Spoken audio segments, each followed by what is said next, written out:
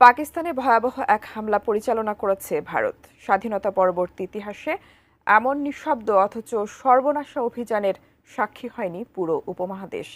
ভারতীয় সেনাবাহিনী এই অভিযানের নাম দিয়েছে অপারেশন সিঁদুর, যেখানে পাকিস্তান বলছে এটা যুদ্ধের অঘোষিত সূচনা। কিভাবে রাতের আধারে এই হামলা চালিয়েছে ভারত, সে বিষয়ে বিস্তারিত জানাচ্ছেন ইশতিয়াক হোসেন। চারদিকে তখনও ছিল নিস্তব্ধতা। গভীর রাতে পাকিস্তান নিয়ন্ত্রিত জম্মু কাশ্মীরে সবাই ঘুম। হঠাৎ আকাশে গর্জে উঠল বিধ্বংসী রকেটের শব্দ।